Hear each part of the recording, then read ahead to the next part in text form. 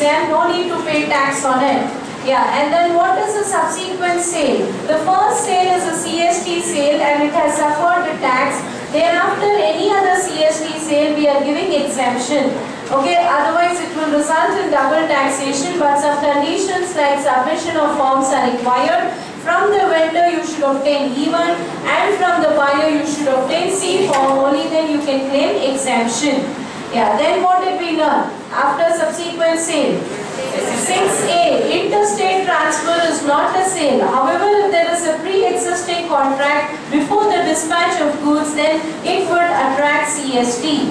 Then sale to foreign embassy, foreign mission, there is no CST on it. And then sale to SCZ also, there is no CST. Anything else we've learned? Next one is section 4. What is sale outside the state? And this section is not telling us what is outside the state, it is telling us what is inside the state. And it says that at the time when the specific goods are sold, it should be within the state. Or if it is future goods, don't look at the buyer and seller, look at the time when the goods are appropriated. That time if they are within the state, then it is a local sale. Then we have learned what are the rates under CST. We said rates are 2% or local VAT rate, whichever is lower, provided the buyer is a registered dealer and he has submitted C form. Right. Then we have, what else we've learned? Valuation for CST. Yeah, we said the value is nothing but aggregate price and do backward calculation into R by 100 plus R and be careful with inclusions and exclusions. All the amounts which are compulsorily to be paid up to the stage of sale you should include. However, you should exclude some special items like discounts. What else you should exclude? Yeah, freight which is separately charged, installation charges separately charged. All this you should be excluding. And we will do the problems and understand today. Come to your handout. Yesterday we have done one problem where the invoice value was 93,87,000. Above sales include Dharmada. We said Dharmada is subject to CST, so let it be there. Freight. Now look at freight. Total freight is 3,20,000. Out of this, 1,20,000 is not shown separately in the invoice. That means how much is shown separately? 2 lakhs is shown separately. Therefore, what did we do? Freight is shown separately, we have removed. There is no CST on it. Therefore, remove that amount. Cost of boxes specially designed for packing the machine. We have learned that packing material is to be forming part of the value. There is CST on packing material. Therefore, don't do any adjustment. Let it be there. Installation charges shown separately. Okay, what did we do? We have removed it because it is shown separately. There is no CST on it. It will be subject to service tax. Now coming to incentive on sales received from manufacturer. Now this word incentive on sales received from manufacturer, what does it mean? We are not familiar with this word. When we are talking about exclusions, we said under exclusions, you should be excluding cash discount for prompt payment, freight discount. Also you should exclude. But in addition to this, the manufacturer is also giving another discount to the buyer, which is called bonus discount, or the another name of this is incentive to the buyer. So now the issue is, on this kind of bonus discount, do you have any exclusion? It's like this. See, one buyer is a regular customer of this particular seller. In the month of April, he purchased 5 lakhs. In the month of May, he purchased 10 lakhs. Okay, and now in the first month, he got a cash discount of 2%. He got a trade discount of 3% in these 2 months. And the seller has a policy. Whenever the buyer is crossing or touching 25 lakhs of turnover, they give another discount which is called bonus discount or incentive. So in the next month, the June month, that fellow has placed an order of 20 lakhs, another additional order. So that time we are giving cash discount, trade discount, and one more additional bonus discount of 5% because he has crossed 25 lakhs of order. So he will not pay us 5%. 5% is a discount for him. He need not pay that amount. So now we should check what about CST law. What is CST law telling? What is CST law telling? Yes. Under exclusions, we have written only two things, cash discount and trade discount. That means any other discount, any other incentive, law will not entertain. So even though the buyer is enjoying some incentive or bonus discount, he is not paying so much amount, but for the sake of central sales tax, CST, full value is subject to CST. Do not exclude this incentive. Do not reduce this discount. You please apply CST on the full amount. Right? So now it is clear two types of discount are allowed. Exclusion. But bonus discount is not eligible for any exclusion. So in yesterday's problem, I did not do any adjustment for this incentive. This incentive's other name is bonus discount. Write down. Okay, then indeterminately CST payable were covered by valency forms and the sales tax rate within the state is 5%. What are we supposed to do? Local rate is 5, CST is 2, whichever is lower. So you will apply 2% in this problem. And how did I apply 2%? See, this figure is inclusive of taxes, so I took into 2 by 102. Be careful. How do we know it is inclusive of taxes? The first word is telling total interstate sales. This is important. Okay? Done? Chalo, now quickly read 9th question.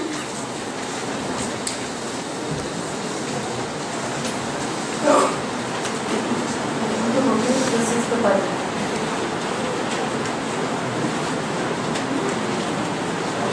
Yeah.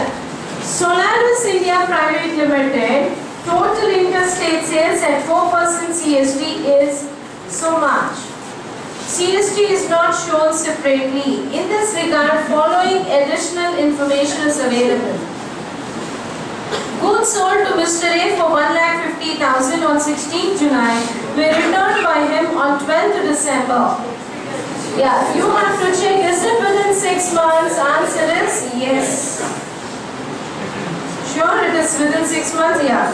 A buyer, Mr. B, to whom goods worth 55,000 were dispatched, were rejected. Okay, see, I told you for rejected goods, the condition of 6 months is not applicable, and the said goods were received in November. So even though it is beyond 6 months, not a problem. The next one, goods sold to Mr. C for 5 lakhs on 16th April will return on 12th December, beyond 6 months. Determine the amount of taxable turnover. Okay, let's do it.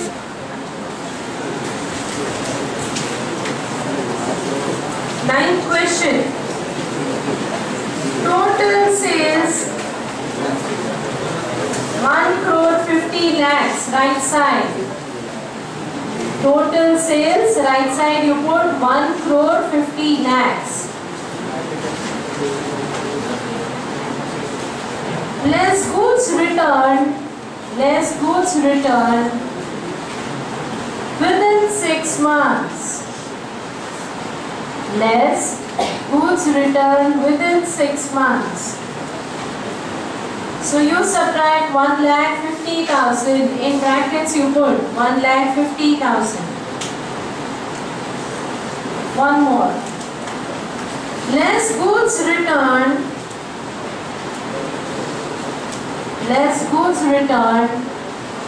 by Mr. C, goods returned by Mr. C after 6 months. After 6 months, right there, not deductible. So you cannot subtract this. So put dash. Less goods rejected. Less goods rejected. And for rejected goods, this condition is not applicable, so you can subtract. So please subtract 55,000 even though it was beyond 6 months, because law is telling that rejection means sale itself did not happen. So where is the question of calling it a sale return? So therefore condition of 6 months is not there. So subtract 55,000, your taxable turnover will be 147,95,000. 147,95,000.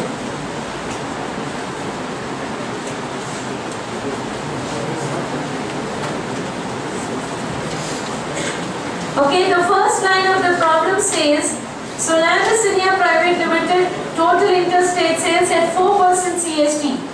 Problem is talking about 4%, so you have to follow the problem. So now you have to arrive at the value. And see now how to apply. Into R by 100 or 100 plus R? Yeah, how do we know? Look at this.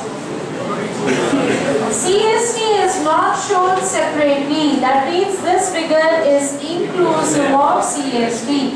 These kind of small interpretations make a lot of difference.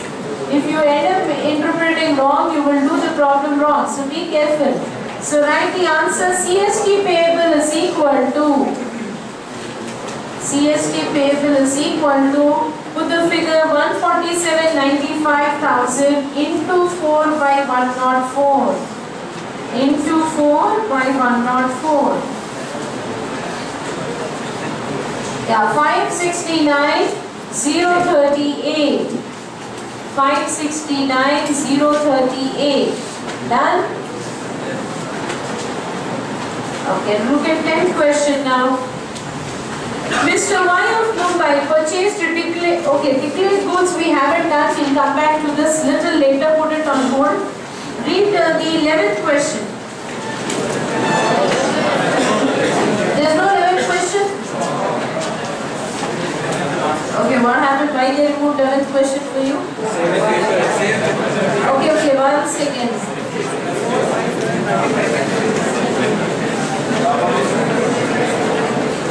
No, I might have asked him to do some changes. 1 second, let me check and tell you. Because I also don't remember much.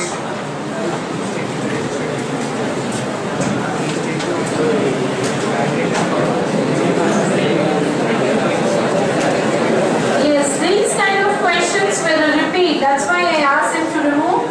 Not a problem. Now we will do a last topic. Put the heading declared goods.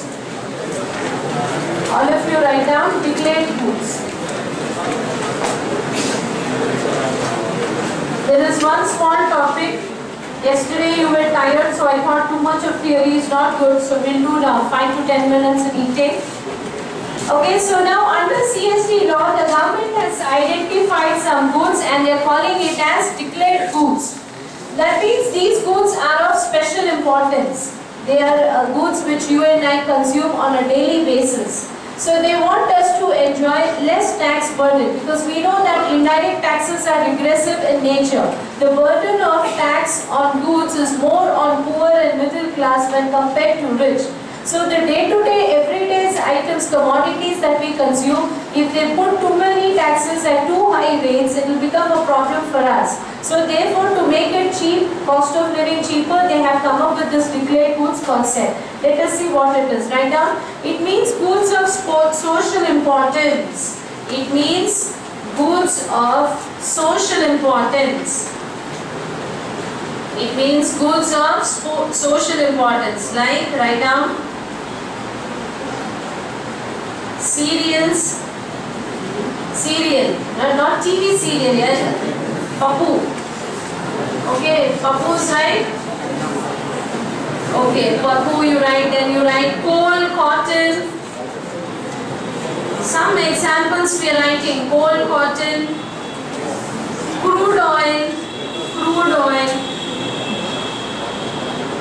Okay, front rows are vacant. Come and occupy the front. Lot of space here.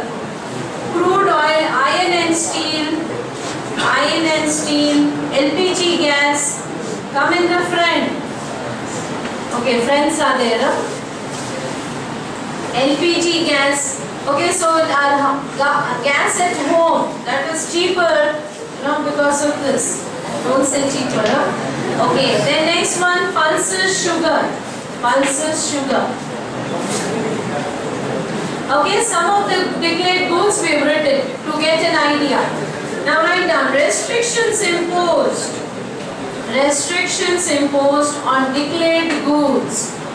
Restrictions imposed on declared goods. Restrictions imposed on declared goods. First one. In case of local sale,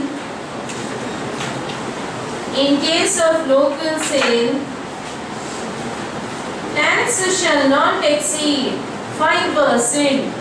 In case of local sale, tax shall not exceed 5%. Okay, so here this is coming from the constitution. So imagine in one state, maybe the state government can take only 4% on such goods. Nobody is stopping. But some other state wants to put 12.5 or 14.5. Then what is this point telling? The tax rate on a local sale should not exceed 5%. This indicates it can be lesser than 5, but it should never be more than 5%, because these are our day-to-day basic necessities.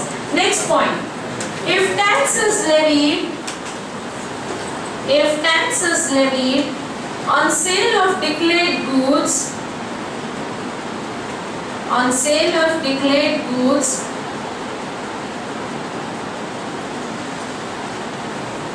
inside the state and the commodity is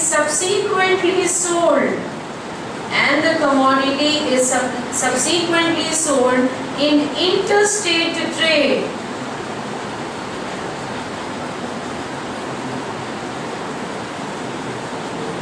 which is subject to CST,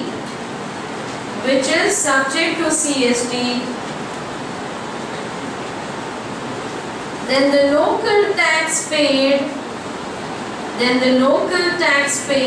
is reimbursed.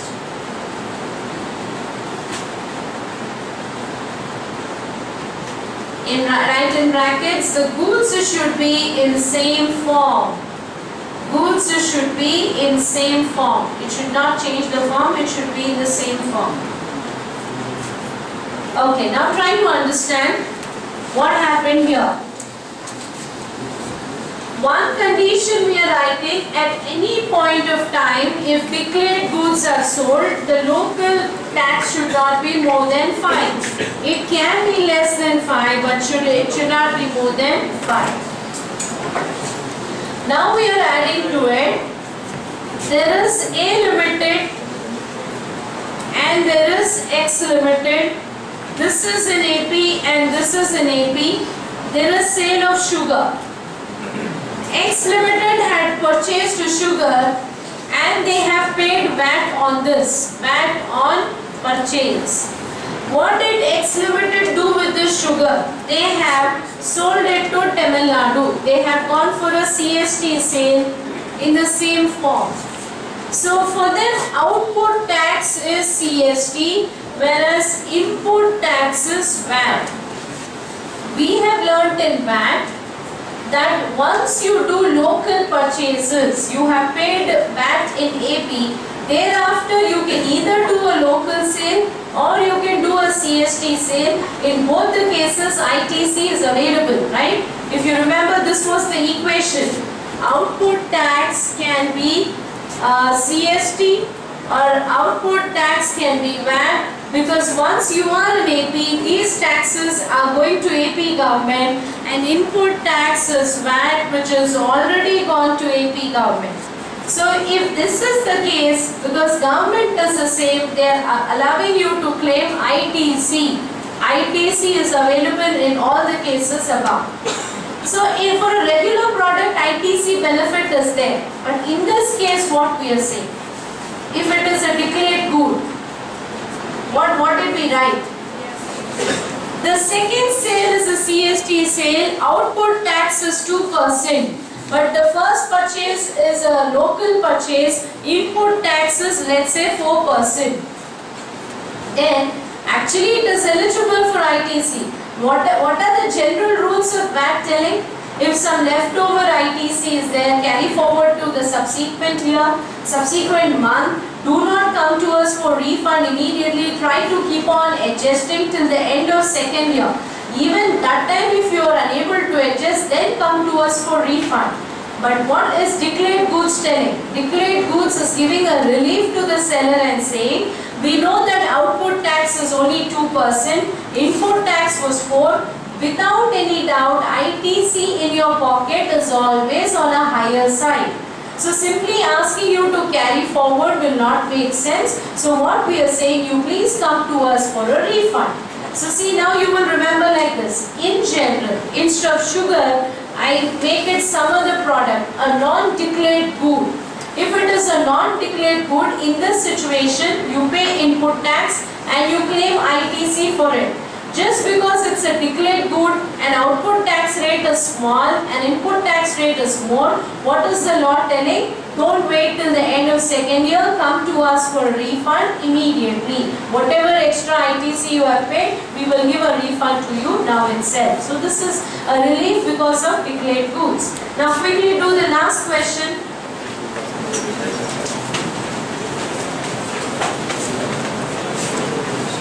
10th question.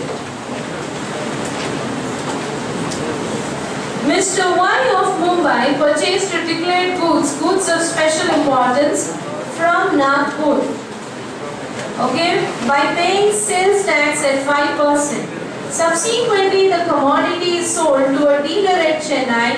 The dealer Y, while collecting and remitting tax on interstate sale, wants refund of the tax paid on sale within the state that is purchased from Nagpur. Is it correct? What should be the answer? Write down.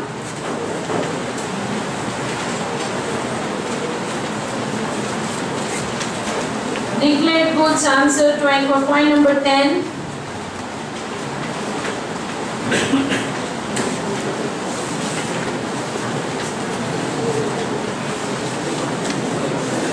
If tax has been levied on sale of any declared goods, if tax is levied on sale of any declared goods inside the state,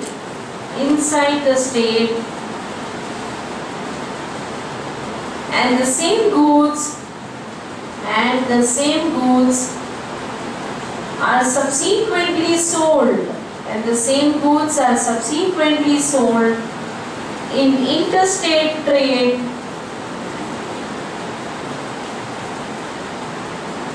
and subject to CST,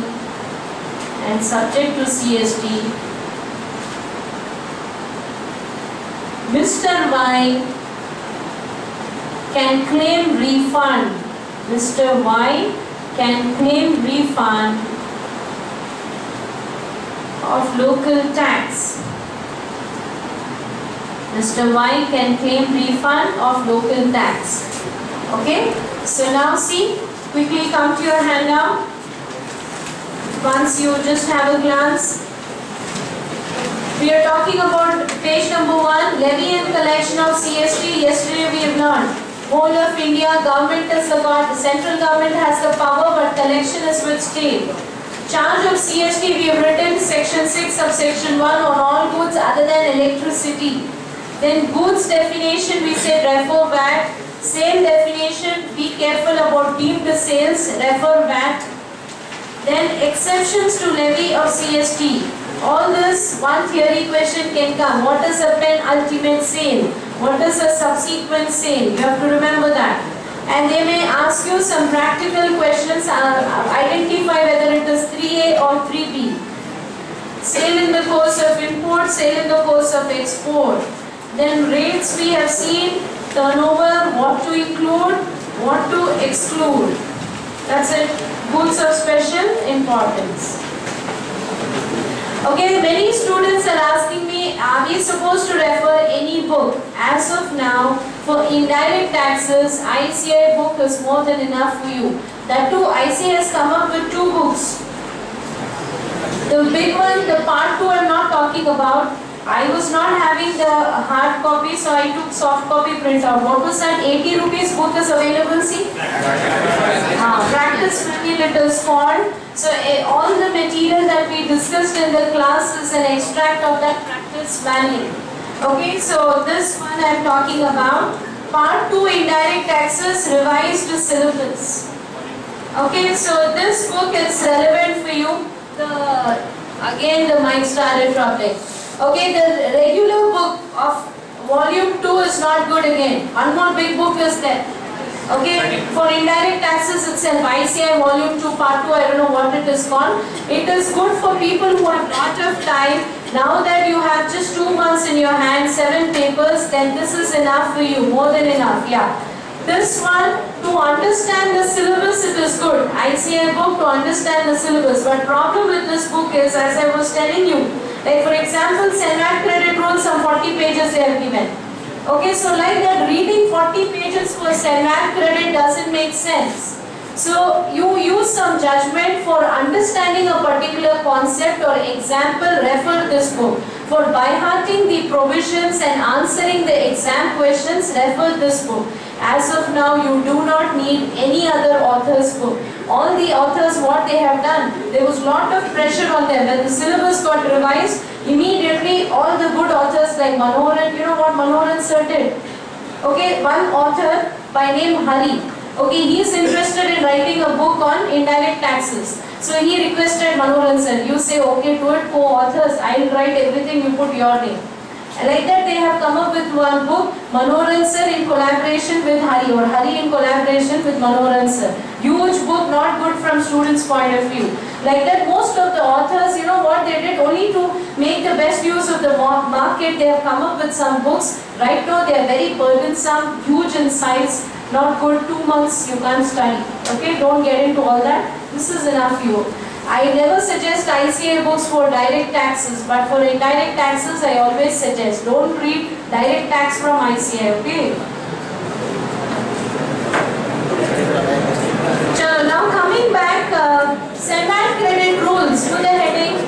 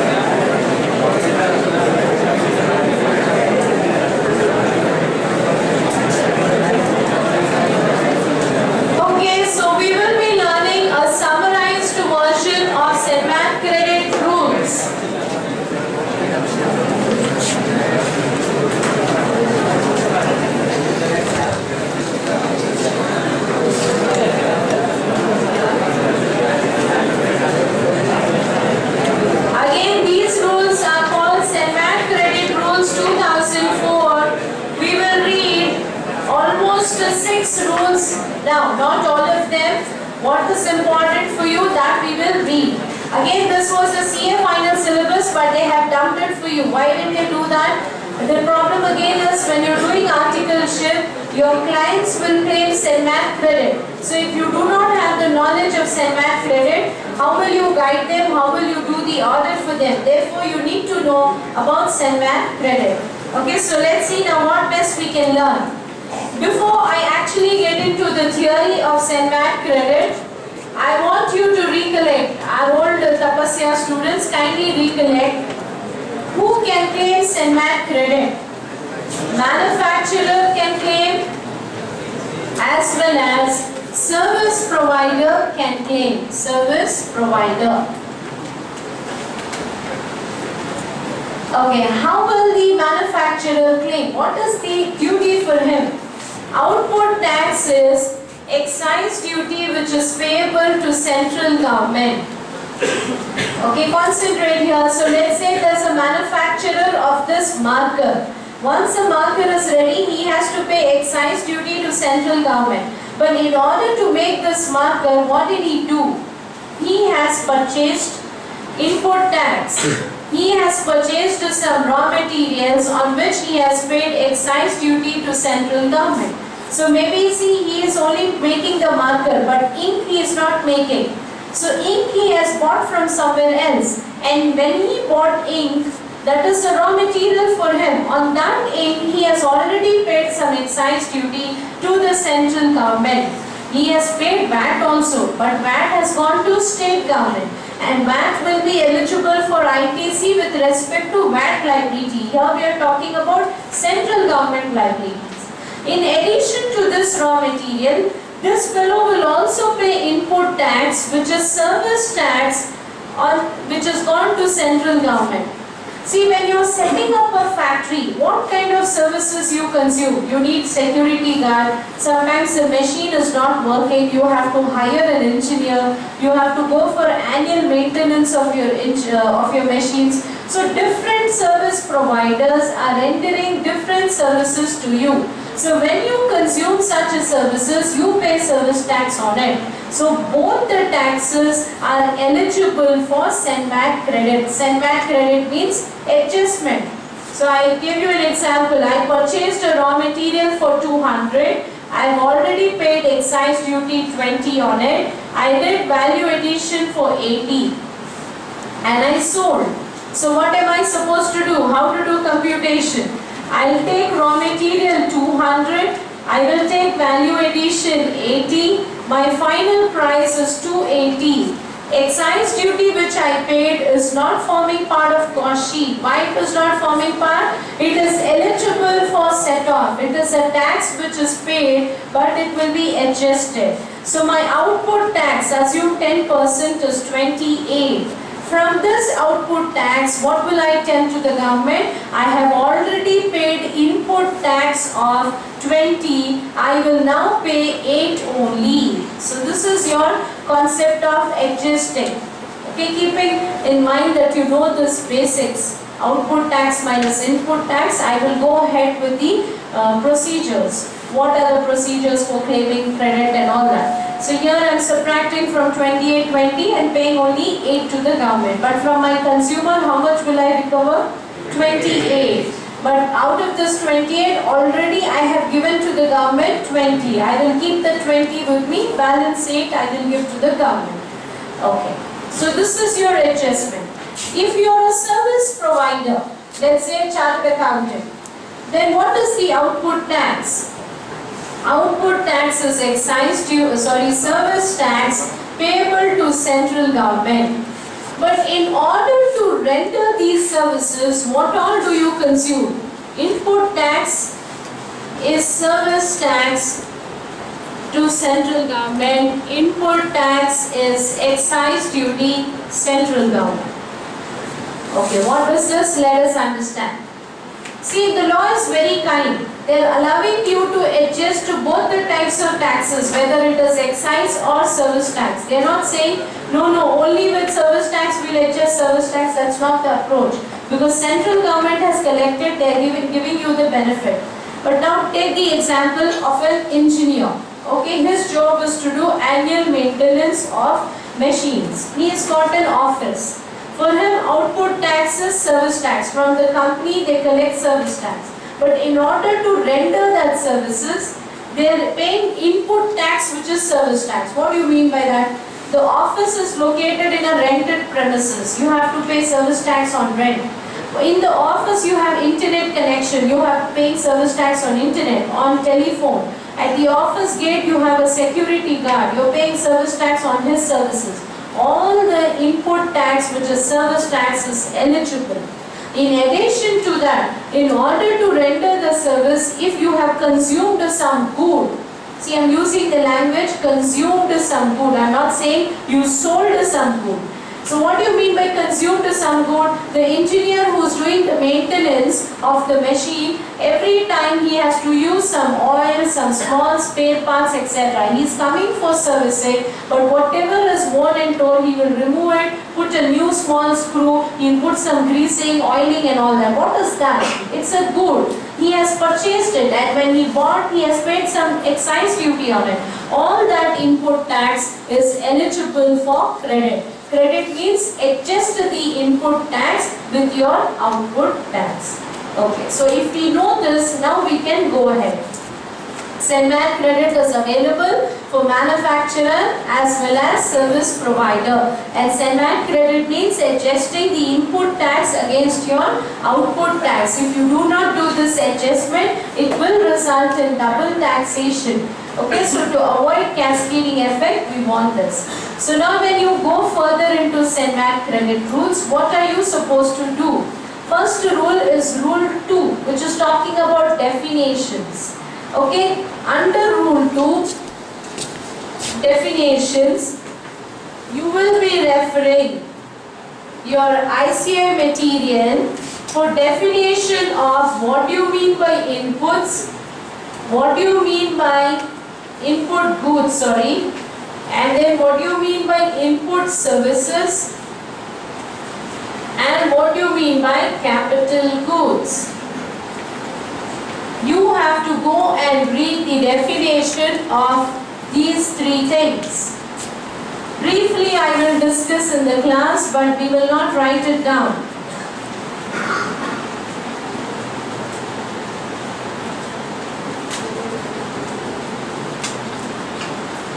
Okay?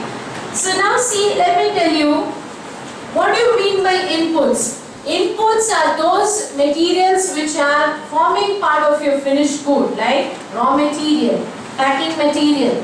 So once the finished good is ready, then you have to pack it. So what else can come? In order to make the finished good, you are consuming something, consumables. So raw material, packing material, consumables, all that are coming as input in order to manufacture what did I use. Okay, in addition to that, I use fixed assets also to make the production. Fixed assets like plant and machine. When I bought plant and machine, I paid tax on it. If I don't get SENVAT credit, what will happen? My depreciation will be on a higher amount, resulting in cascading effect. Therefore, the law is telling, we will give you SENVAT credit not just on your inputs but also on your capital goods. Capital goods are fixed assets like plant and machine. Otherwise, it will result in cascading effect. So when they are defining inputs, they are saying inputs do not include the following, like petrol, diesel. They don't want to give any credit on petrol, diesel. They don't want to give credit on motor vehicle. See, now try to concentrate here. Sir is a service provider, Tapasya coaching center. Okay, in the balance sheet of this coaching center, we have fixed assets which are motor vehicles. The car, Innova car purchased, or Benz is his personal asset, but Innova they have bought under the accounts of Tapasya.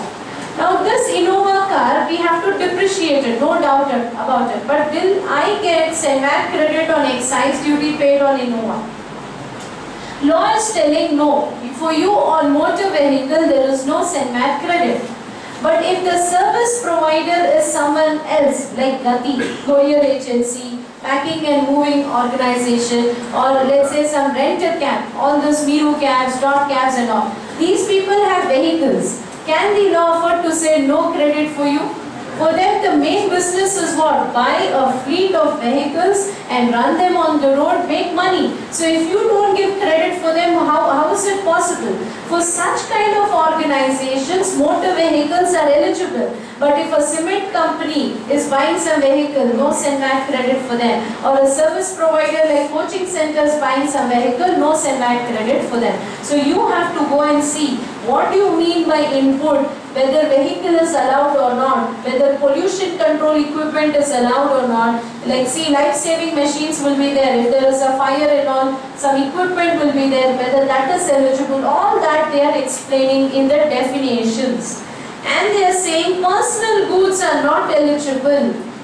See, when you have a factory, this factory every month they are buying packets of biscuits. Okay, during the break time along with the tea, they give biscuits to the workers. Now we said inputs means raw material, packing material, consumables and also the plant and machine which is used for manufacturing. Now workers are eating biscuits. On biscuits excise duty is paid. Can we give VAT credit for that? Answer is no, because the definition is saying personal goods are not eligible. So biscuits are not allowed. Okay, then another case. The law is telling that if goods are used in civil construction, then again there is no credit for that. What do you mean by civil construction? One company is there, very huge profits they are earning. They didn't know what to do with the profits. So they have made their head office so beautiful. They have created an artificial waterfall facility. They have created artificial lake-like look. Once you enter the head office, it looks like you are in a resort. Okay, you find waterfalls there, you find lake there, animals alone are missing. Like that, it's a case law. They have decorated their building like anything. And they are saying for the civil construction, we have paid lot of excise duty. Please give us VAT credit. Law is telling all that we will not entertain.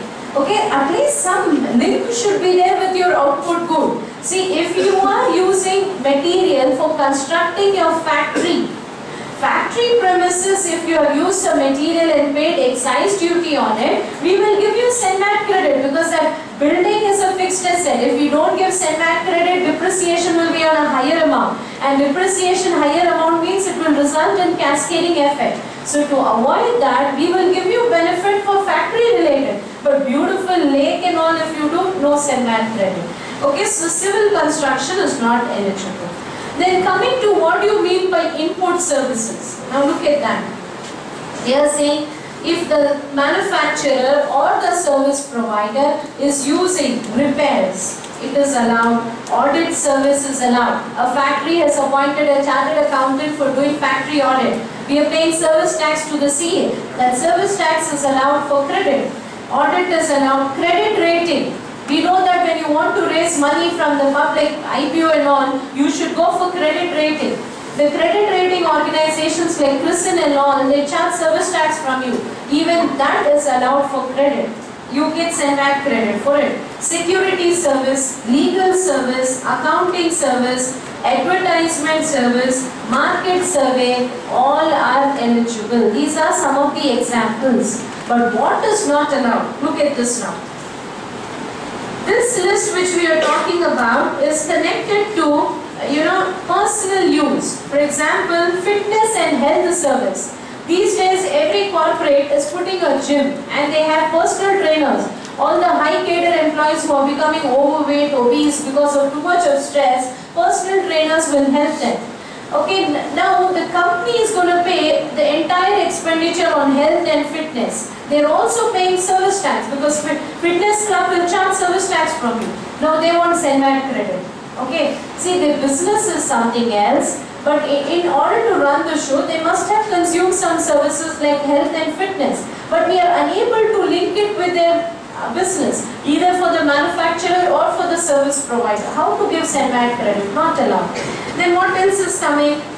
Outdoor catering. Now for example, there is some event, 15th August or some day, they want to celebrate. So the company will appoint a caterer, will ask him to bring food. Now this catering is for, the food is for the personal consumption of staff. They have paid service tax on it, but how can you claim VAT credit? There is no link with their business. So they are saying no. So your job today is to go and briefly read what do you mean by input goods, what are covered, what are not covered, what do you mean by input services, and what do you mean by capital goods. Now we will start with the actual conditions, rules and all. With the heading Rule 3. This we need to write. Rule 3. Availment of VAT credit. Availment of VAT credit.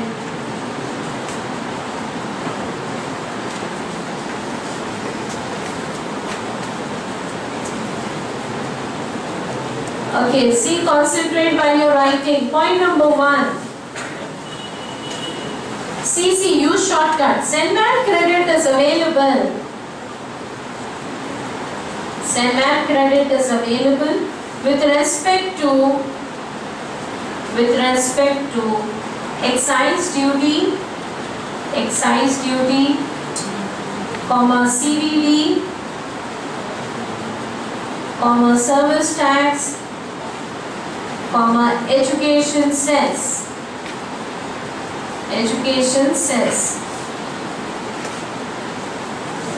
In my equations, I have missed to write one. We can write it down now. Input tax, which is CVD, paid to central government. What was this? The manufacturer is buying some raw material from a foreign country he has imported. On importing it, the government has levied countervailing duty on him, which is equivalent to excise duty. He has already paid that amount. So law is telling, don't worry, whatever CVD you have paid, because it is equivalent to excise duty, we will give you SENMAT credit benefit for that. Imagine if this was not eligible for credit, what would have happened? Double taxation, cascading effect, all that will come. So even CVD is eligible, remember that. Next point. For exempted goods and exempted services,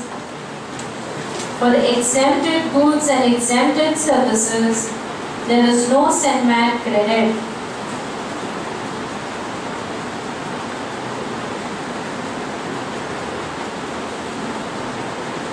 Do you agree with this point? What do you mean by exempted good? Take the case of national flag. National flag is exempt from taxes. Now the manufacturer of national flag, when output tax is not there, can he claim credit of input tax? No. See, why we are giving SENMAT credit? To avoid double taxation. When output tax itself is not there, where is the question of double taxation? So answer is no. Next one you write down. In case SENMAT credit is wrongly availed, by mistake you have taken. In case SENMAT credit is wrongly availed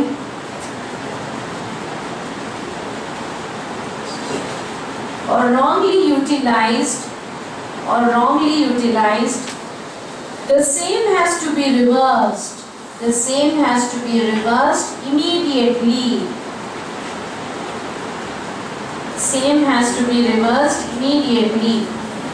Otherwise, interest, penalty, prosecution. Interest, penalty,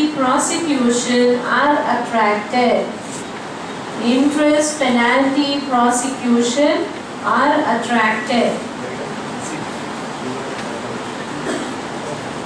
Okay, what does this mean? You were not eligible to claim, but by mistake you have claimed. They are asking you to reverse it immediately.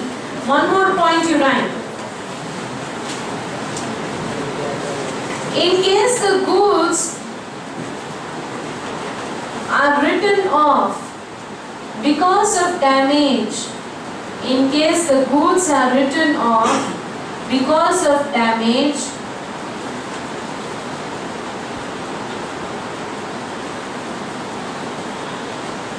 duty has to be reversed.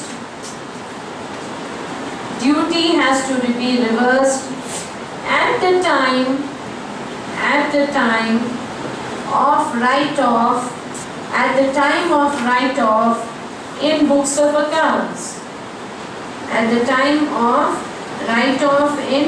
accounts.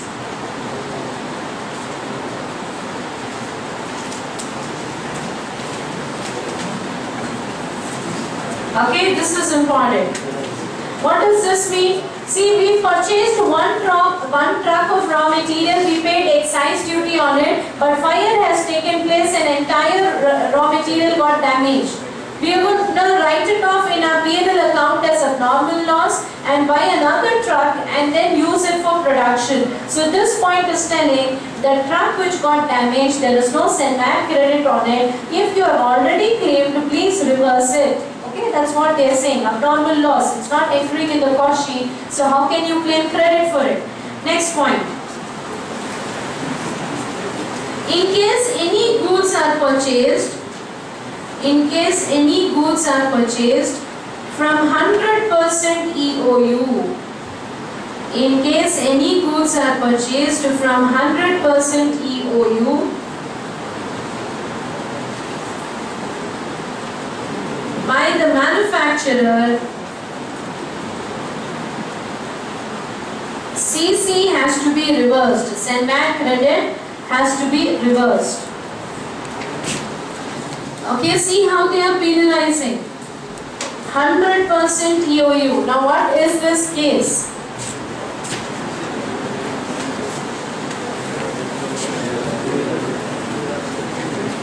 The law is telling 100% export oriented unit means the purpose of this organization is to do export, but they have violated and they sold the goods to a domestic tariff area manufacturer. Okay, this is X Limited and this is Y Limited. X Limited should have sold the goods to US, but instead of selling it to US, they ended up selling some spare part to one domestic area manufacturer, Y Limited. This fellow has purchased. And because this is a local transaction, it's not an export, excise duty was levied on this transaction. In the hands of this Y Limited, it's a purchase, input. Now the question is, can Y Limited claim SENMAT credit? Answer is no. Why no? We are saying we want to discourage this kind of transactions. When that X Limited is calling 100% EOU itself, then why is it selling to a domestic fellow here? Who asked them to sell it to this fellow? So how to discourage these kind of transactions? They are saying if you go and buy from such companies, we will not give you any SENMAT credit. And if you have claimed it by mistake, you have to reverse it.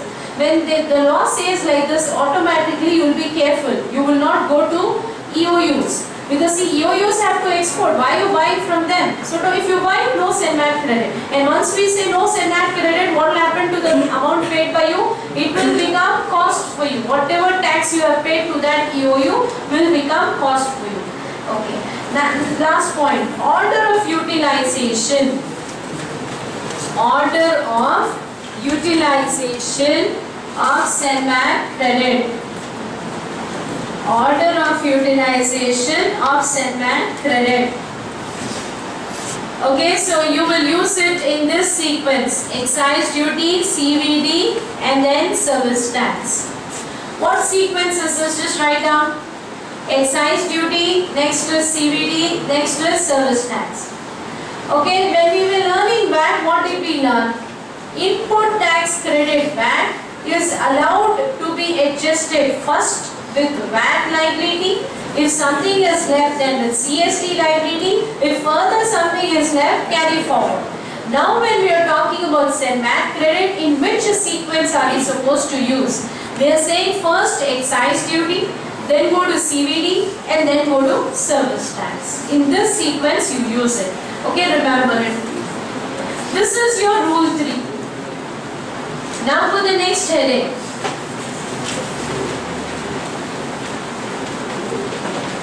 Okay, one more point we missed. Just write down one last sentence, one line only. No SENMAT credit. No SENMAT credit if liability is under reverse charge mechanism. No SENMAT credit if liability is under reverse charge mechanism.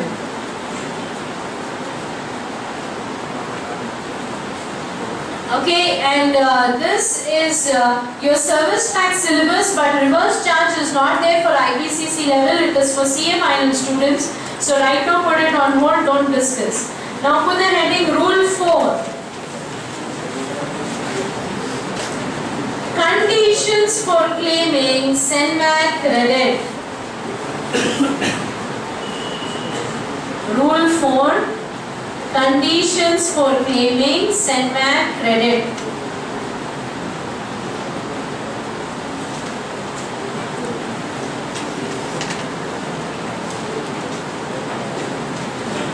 One by one we will write. First one, on inputs. On inputs. By inputs we mean your raw material, packing material, etc. Right now CC can be availed. CC can be availed immediately. CC can be availed immediately on receipt of input. On receipt of input at the factory.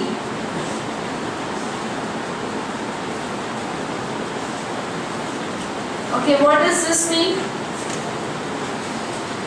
What is our language? We know that once you buy, that means you place a purchase order, then the raw material will come on which you have paid excise duty. Then you may consume it, or you may keep it in the godown, or after consumption the finished good is not sold, it is still lying in the godown. So there are so many events. So now the doubt is, when should I claim CENMAT credit? On bringing it, or on consuming it, or on selling it? This point says immediately on receipt of input you are eligible for CENMAT credit. Even though you will consume it next month, even though the sale will happen in future, CENMAT credit will be taking place in the month in which you receive. They are making their life easy, as I told you. See, because purchases are easy to track, consumption becomes very difficult. Many organizations do not have proper costing consumption details, but if you ask them in the month of April what purchases you have done, they'll tell you clearly. So therefore credit is based on the basis of purchases, not on consumption. They are giving you immediately. Next one, capital goods. Second one is capital goods. CENMAT credit can be taken immediately. CENMAT credit can be taken immediately on receipt of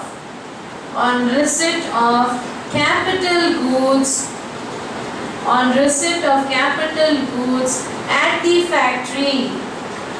On receipt of capital goods at the factory. In brackets you write 50% is eligible. 50% is eligible in the first year.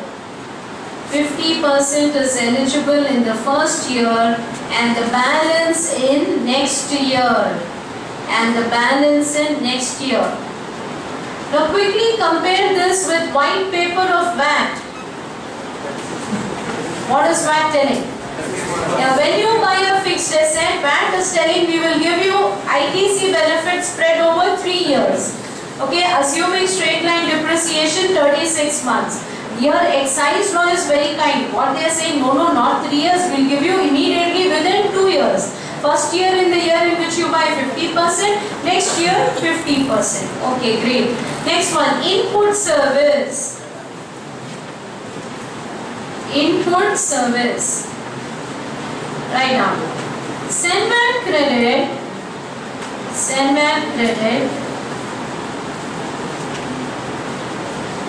can be taken immediately.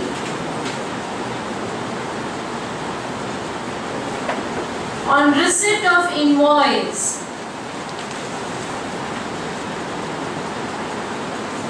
So you are consumed security service, audit service. So whenever the bill is coming, on the basis of bill they are giving you CENMAT credit. When you consume the service is not important, bill is important. But write one condition. However, payment for such invoice should be made.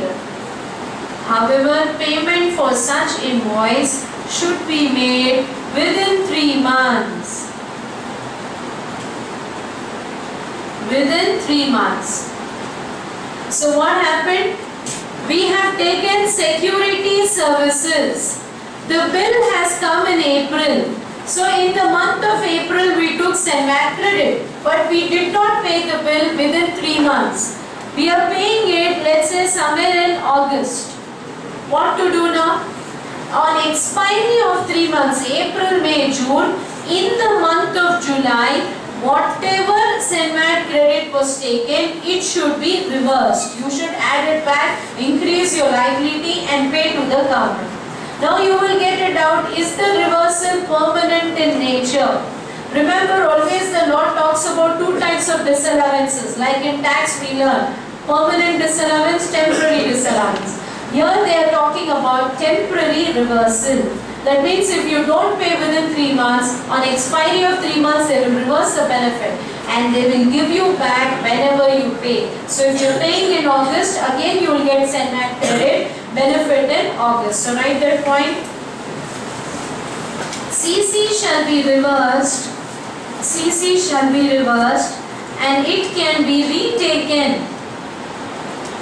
And it can be retaken at the time of payment. It can be retaken at the time of payment.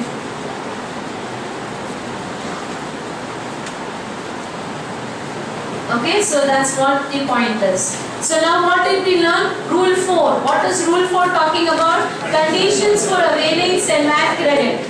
Input on the basis of receiving capital goods spread over 2 years. Input service on the basis of receipt of bill. But they are adding one more condition. You should have paid it by 3 months. Okay, now we will learn Rule 5. Put the heading Rule 5. Rule 5. Refund of SENVAT credit. Rule 5. Refund of SENVAT credit.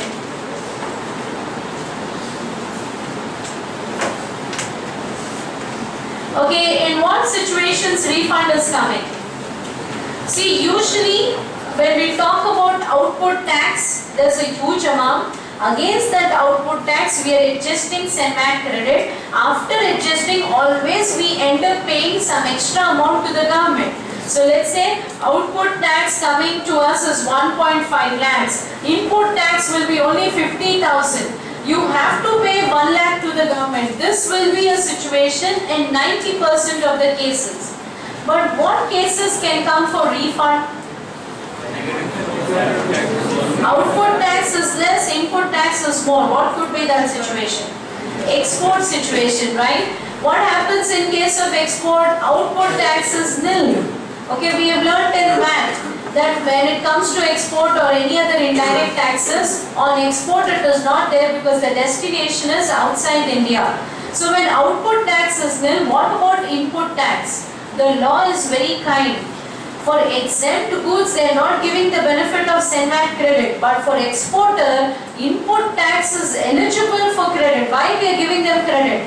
If we don't give credit for them, what will happen to the input tax? It will become cost for them. It will add to the price, and in international market, you are not competing well. It will become a problem. So remember, for an exporter, take an example.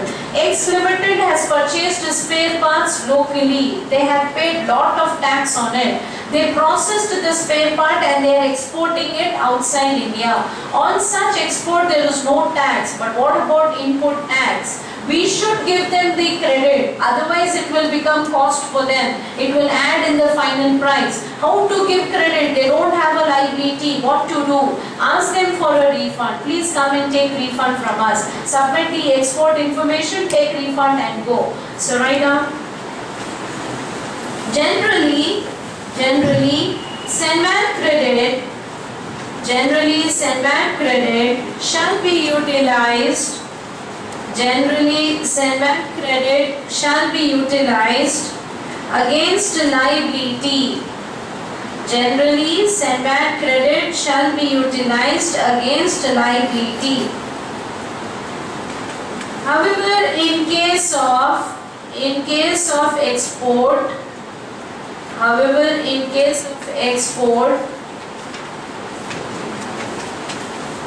SENVAT credit cannot be utilized.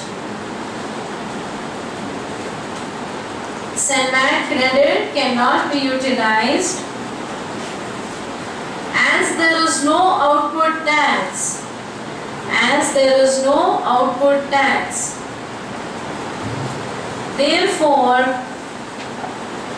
refund should be given. Therefore refund should be given. Okay, so for this now, who is the exporter?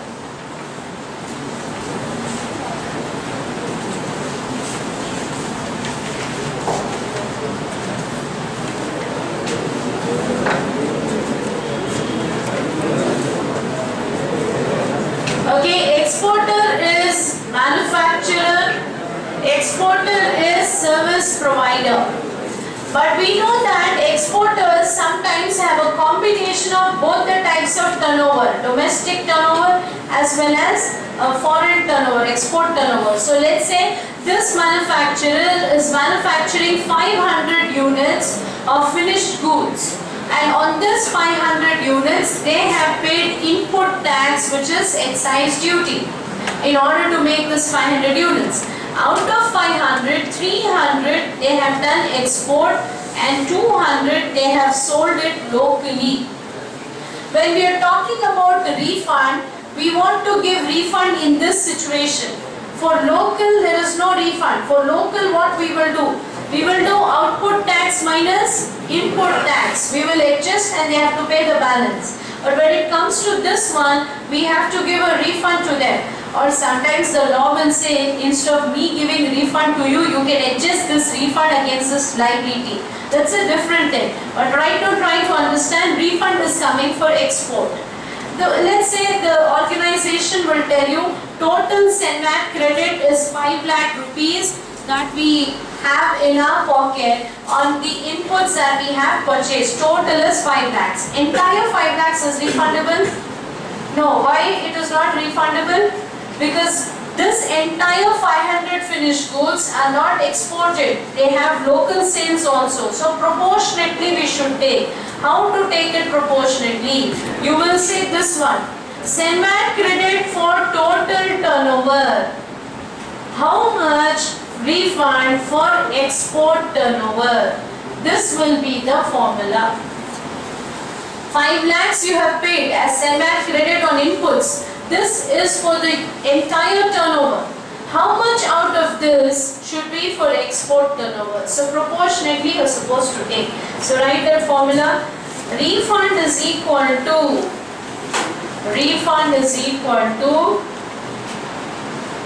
CENMAT credit into export